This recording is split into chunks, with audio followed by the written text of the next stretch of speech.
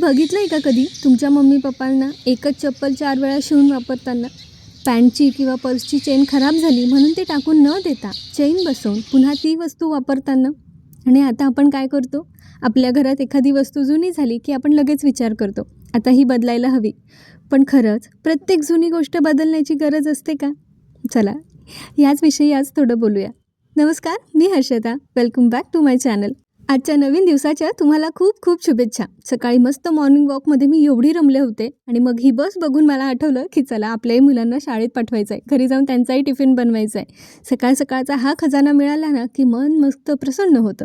नेहमीसारखीच आजच्या दिवसाची सुरुवात पण अगदी प्रसन्न झाली होती. आजचा दिवस अगदी साध्या घरकामाने सुरू झाला, पण आजच्या कामातून एक छोटा विचार मनात आला. आपण सगळेच ना काहीतरी जुनं झालं की लगेच नवीन घ्यायचा विचार करतो. काल असंच आमच्यासोबतही झालं. मी आणि माझे मिस्टर आम्ही चहा घेत ज्या सोफ्यावर बसलो होतो, तर माझे मिस्टर सहज म्हणाले, हा सोफा आपण बदलूया का? आता बरीच वर्ष झाली. आपण सगळेच कुठे ना कुठे कधी ना कधी असा विचार करतोच ना. काहीतरी जुनं झालं की लगेच नवीन घ्यायचा विचार येतो. सोफा जुना दिसतोय, नवीन घेऊया. टेबल जुना झालाय, नवीन घेऊया. कपडे जुने झालेत, नवीन घेऊया. हे ट्रेंडमध्ये नाही आहे, याला रिप्लेस करूया. पण खरं सांगायचं तर जुनं झालं म्हणजे ते निरुपयोगी झालं असं असतं का? नाही ना. यूट्यूबवर बघून हे तर शिकले की सोफा घरच्या घरी पॉलिश कसा करायचा, पण तो करताना हालत मात्र खराब झाली होती. तुमच्याकडे पण असेल ना ह्या पॅटर्नचा सोफा, आणि जर तुम्ही चेंज करायचा, रिप्लेस करण्याचा विचार करत असाल तर एकदा ही पॉलिश करून बघा. आधी सोफा कपड्याने स्वच्छ करून घ्यायचा, त्यानंतर सँड पेपरने त्याला मस्तपैकी घासून घ्यायचा. म्हणजे जी काही डस्ट, चिकटलेली धूळ वगैरे असते ना, ती सगळी क्लीन होते. पूर्ण सोफा घासून झाला ना सँडपेपरने की मग एखाद्या स्वच्छ कपड्याने त्याला छानपैकी पुसून घ्यायचा. ओला नाही करायचा, असाच कोरडा पुसून घ्यायचा. म्हणजे जी काही धूळ आता निघाली होती सँडपेपरमुळे ती सगळी त्या कपड्यामुळे निघून जाते आणि सोफा पॉलिश केल्यानंतर अगदी छान दिसतो. खरं तर हे चॅलेंज मी माझ्या मिस्टरांकडून घेतलं होतं की ह्या सोफ्याला मी नव्यासारखं करून दाखवणार. त्यासाठी यूट्यूबवर बरेच व्हिडिओ बघितले आणि त्यानंतर आम्ही गेलो होतो हार्डवेअरच्या दुकानामध्ये याच्यासाठीचं लागणारं सगळं मटेरियल घ्यायला. पण त्यांच्याकडे काय अवेलेबल नव्हतं. पण त्यांनी आम्हाला एका शॉपचं नाव सजेस्ट केलं आणि सांगितलं पण की कुठली पॉलिश आम्ही याला यूज करू शकतो जेणेकरून आमचं काम अर्धं होईल. आता पहिल्यांदा एखादी गोष्ट करते तर रिस्क नको बाबा, म्हणून मी इथे हँडग्लोव्ज घालून घेतले. आता केलं कसं ते तुमच्यासोबत शेअर करते. तर पॉलिश करण्यासाठी मला इथे लागला सँडपेपर, त्याच्यानंतर टर्पेंटाईन किंवा थिनर, जे आपल्याला पॉलिशमध्ये थोडंसं मिक्स करायचं आहे ज्यामुळे अजून छान शाईन येते, आणि पॉलिश. यामध्ये बरेच कलर अवेलेबल होते, म्हणजे तुमच्या चॉईसनुसार तुम्ही कलर पण घेऊ शकतात. आणि एक ट्रान्सपरंट पण होता, म्हणजे तुम्हाला जर फक्त ग्लॉसी हवा असेल ना तर तुम्ही हे घेऊ शकता. पण मी तुम्हाला एक गोष्ट सजेस्ट करेल इथे, ज्यावेळेला आपण सोफा घासतो ना तेव्हा त्याचा आधीचा कलर जो आहे तो जरा फेड होतो आणि त्यामुळे तो जरा व्हाईटिश दिसायला लागतो. सो तुम्हाला थोडासा कलरफुल जर तुम्ही इथे पॉलिश घेतलं ना तर छान ग्लॉसी आणि नव्यासारखा सोफा तुम्हाला मिळू शकतो. हा माझ्या आयुष्यातला वेगळा आणि पहिला एक्सपिरियन्स होता सोफा पॉलिश करण्याचा. मनात थोडी भीती होती की मला नाही जमलं तर एवढं सगळं वेस्ट तर नाही होणार ना. पण गणपती बाप्पाचं नाव घेतलं आणि कामाला सुरुवात केली. आज हा सोफा पॉलिश करताना मला एक वेगळी गोष्ट जाणवली. आपण वस्तू रिप्लेस करतो तेवढ्या सहजपणे नाती रिप्लेस करायला लागलो तर? एखादी गोष्ट थोडी जुनी झाली, थोडी खराब झाली, थोडी कंटाळवाणी वाटली म्हणून लगेच सोडून देणं खूप सोपं असतं. पण त्याच गोष्टीला थोडा वेळ दिला, थोडी काळजी घेतली, थोडं जपलं तर कदाचित ती पुन्हा सुंदर होऊ शकते. घरातल्या वस्तू असो किंवा आपल्या आयुष्यातली माणसं, प्रत्येक वेळी नवीनच हवं असं नसतं. कधी कधी जुन्याला जपणं खूप सुंदर असतं. आज सोफा पॉलिश करताना मला लहानपणीचं आमचं घर आठवलं. त्या घरातला आमचा TV आठवला, जो पप्पांनी घेतला होता असं आई सांगायची. आणि त्यांची आठवण म्हणून तिने कितीतरी वर्ष तो जपून ठेवला होता.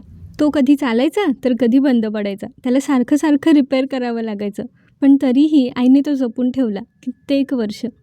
त्या जुन्या घरात अशा बऱ्याचशा गोष्टी होत्या ज्या प्रत्येक गोष्टी फक्त काही आठवणींमुळे जपून ठेवलेल्या होत्या.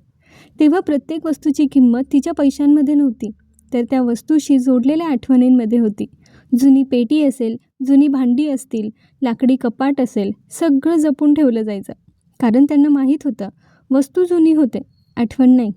आज आपण थोडंसं वेगळं जगतोय. काही खराब झालं की बदलायचं, फॅशन बदलली की बदलायचं, नवीन आलं की जुनं बाजूला करायचं. पण मी विचार केला, थोडं रियूज करूया ना, थोडं रिपेअर करूया, थोडं जपूया आणि शक्य असेल तिथे रिप्लेस करणं टाळूया. यामुळे फक्त पैसेच वाचत नाहीत तर आपल्या वस्तूंशी असलेलं आपलं नातंही टिकून राहतं, बरोबर ना? आणि खरं सांगायचं तर आज सोफा पॉलिश केल्यानंतर तो मला फक्त स्वच्छ किंवा ग्लॉसी चमकदार नाही दिसला, तो मला आपल्या घरचा एक जुना सदस्य वाटला. कितीतरी चहा, कितीतरी गप्पा, कितीतरी पाहुणे, मुलांचे खेळ, कधी आनंदाचे क्षण, कधी थकून त्याच्यावर बसलेले दिवस, हे सगळं त्याने पाहिलं. म्हणून नवीन घेण्यापेक्षा आज त्याला पुन्हा थोडंसं सुंदर करून घेतलं. आणि कदाचित हीच गोष्ट आपल्या आयुष्यालाही लागू होते. प्रत्येक गोष्ट बदलण्याची गरज नसते, काही गोष्टी फक्त थोड्या जपण्याची गरज असते. चला, आज दिवसभर बरीच कामं झाली, त्यामुळे रात्रीचा बेत जरा रिफ्रेशिंग आणि लाईट हवा होता. म्हणूनच पुदिना राईस करण्याचं ठरवलं. यासाठी तांदूळ जरा 15-20 मिनटं भिजवून ठेवले.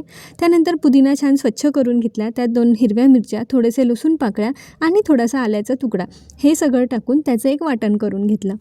त्यानंतर कुकरला मस्तपैकी तेल किंवा बटर, तूप तुमच्या चॉईसनुसार तुम्ही काहीही टाकू शकता.